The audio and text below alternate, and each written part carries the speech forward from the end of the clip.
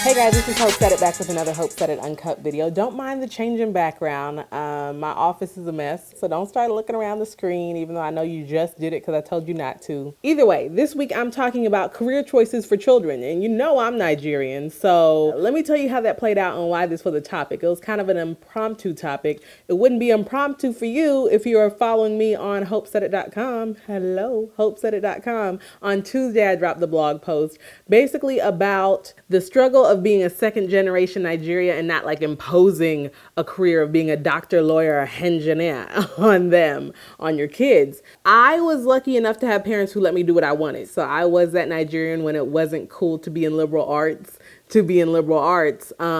communications. So that was a blessing to just be able to let me find me, like let me do my thing, let me find my passion. And I was blessed to have African parents who did that. And I know a lot of people who don't have that though, or did not have that. So now they're a nurse or almost a lawyer, or they wanted to do different things. But then they ended up somewhere else because their parents said, no, here's what you're going to do. I mean, even if you're American, you can probably relate to that. But that's just what I'm talking about, because I walked in one day and my son was drawing. And he looked at me and he was like, I would want to be an engineer person and design houses. And artist. That Nigerian took over. I was like, because you like drawing? Okay. Well, you know what? You can draw houses and be an architect, kind of steering him out of the direction. And my husband was like, no, he can be an artist if he wants to be an artist. Okay, fine. That kind of let me realize what's inside of me that I try to steer this boy into another thing, so what is the line? And I don't have the answers to this. I'm just talking. What is the line between you have a passion and we're going to steer you towards it, and boy, that ain't your talent. What are you doing? It's different if your child is Picasso, but if you don't see that, then what are you doing? Just like piano. If they're pounding on the keys, how do you know if they're going to be good at piano? And at what time do you say, you know what, this seems like you're special at it and I'm going to invest in it? Because it's really the investing that a lot of us have missed. Like if you're, millennial age or something, and you grew up not rich, who has the money to do that? But now that you grow up, you get a decent job and you try to do better for the next generation, how are you pouring into that? How does that look like? Because I'm not trying to waste money doing keyboard lessons and football practice and this and that. I want to know what you're good at. When do I kind of decide that? I'm not going to push my child to do anything. But then again, I know he's 6 and I know he's going to change his career every month. Like he's been wanted to be a policeman, a doctor, a software engineer, a video game programmer. How did he know what that was? I want to be an NBA player when I grow up. So that made me realize, as you get more serious into things, I just got to be open to what your talents are and just really just pray for guidance to support. Because that's really all my job is, to support you and hopefully let you unlock that potential that you have inside of you. There's like an old, and it's archaic, but it's starting to come around, archaic kind of mindset that, those creative careers are trash. Like you waste your money if you go to college just to become a creative. And I'm not necessarily talking about communications. That was kind of part of it, but I'm talking about like legit artists, photography. People thought, well, why did you go to school for that? That makes money. And even if it didn't make money, let people follow their passion. There has to be something of everything in this world. We can't all be doctors. Hello, we can't all be farmers. God puts a different talent in all of us, and we have to realize that. I'm not going to preach. I just wanted to kind of bring that into realization. It's almost a shift in mindset. It's not these are the jobs that make money and these are what you have to do. It's what is your passion and how can you make a path for yourself that is lucrative or successful in your own definition of success, that would work out for you. And that kind of takes me to what I alluded to in my blog post this week about Rich Dad, Poor Dad. It's a business book, a really easy read.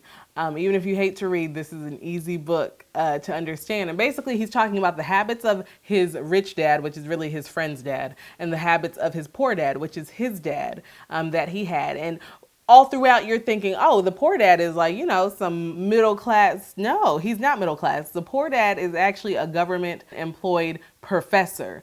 Okay. But it's his mindset that made him poor. And that really spoke to me because I was like, wow, you get in the mindset sometimes at school, but just in general, depending on who your circle is, depending on what your upbringing is, that you should be a cog in the wheel. And this is the wheel, y'all. Get in where you fit in, whatever career path that is in that cog, you just need to do that, and that's all it is. And then you have another mindset that says, forget that cog, I'm gonna be the one selling the wheel. I'm gonna do something else that's against the grain, more of an entrepreneurial mindset. And like I said before, we can't all be everything. So all these leadership books, somebody got to be the follower. Not everybody is meant to just go to school and get a good job and pray for the best, because then you're kind of putting too much power with the company. And I'm not saying it's a bad thing. I'm just saying it's something to think about. Some people need to do that, and some people can do that and should do that, and that's their life calling. But there are other people who are called to take risks and be entrepreneurs and, do different things. And that's something that you need to be mindful of as your children or anybody is telling you their career plan. So if someone says, oh, I want to do this, don't necessarily say, have you thought of, and steer them away from it. Think of how they can make that work for them, and create their own path instead of taking a path that everybody else has taken already. And that's really what I learned. I'm not necessarily preaching to y'all. I'm preaching to myself. Yes, he might change his career later, but whatever that career turns out to be, I need to be kind of open and say, okay, let's think of how we can make this work, or how you can make this work. Because I would hate to be the one where, when he gets older, he looks back and says, you know what, I wanted to do that. But my mom didn't let me, so I went with the safe route. There is actually one person I know. He wanted to be a broadcaster. It was actually my boss, my old boss when I was in college. He wanted to be a broadcast journalist, so that's why we kind of connected. But he said, his dad was like, no, that doesn't make money. So he got a business degree and all that stuff. But you could tell there was just something inside of him that was like, but what would have happened if I'd rather try something and fail. Now, don't get me wrong, it sucks to fail, okay? Don't get caught up in these motivational speeches and be like, yes, fail! It never feels good in the moment to fail. But when you fail, you realize, okay, was that all? Okay, so I got rejected. Oh, that didn't work.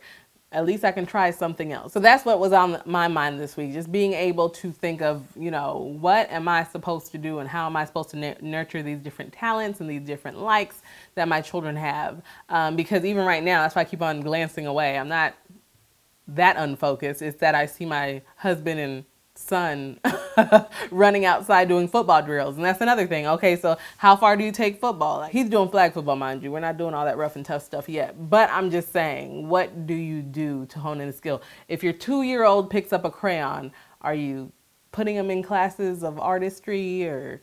I don't know. It's hard because you want the best for your kids, but you also don't want to waste money. And then you also don't want to just keep on going down random paths. And then all the things you enroll them in take time, and you have other kids.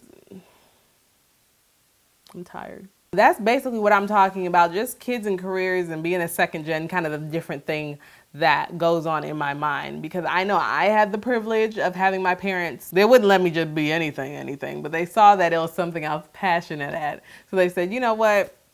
Do it, try it, and they supported me 100%. I just want to do the same to my kids and encourage you guys to do the same with yours, because I know a lot of the times when you have a really smart kid, you want to kind of steer them in those smart career paths to where it's like, oh, be a doctor, be a lawyer, be a engineer. But I wanted to say another career choice, but it has to be Dr. Laura engineer. Everybody knows that. Don't get me wrong now. I'm not saying that if you know your return on investment is not going to be a lot to go to Harvard and get all that college debt. That's not what I'm saying. I'm saying support them and be smart, help them steer to what they need to do. But that's just the challenge I'm going through right now. I just wanted to share that with you, see if you guys can relate. Even if you're not second gen, see if you just relate because you want your kids to do better and be better than you were, right? So let me know what you guys think. about the topic. Would you kind of steer your child to do a certain thing? How are you supporting them? When do you really invest money into their talents? Because I need help. But I'll talk to you guys later. Be sure to go to HOPEsaidit.com. You can put your email address in there. I'm not going to spam you. It really just will automate the post to you. My weekly blog posts on Tuesdays, you'll get it right in your inbox. You don't have to worry about going to the website again. And then obviously subscribe here on YouTube. Wherever the button is on either one of these sites. I'm not good at all that, okay? And then Facebook, Twitter, Instagram, it's all a HOPEsaidit. Go on social media, look at HOPEsaidit. I'm not TikToking, but you know, you might see me with a challenge. Anyways, I'll talk to you guys later. Bye. Woo! Oh, Lord. Bye, guys.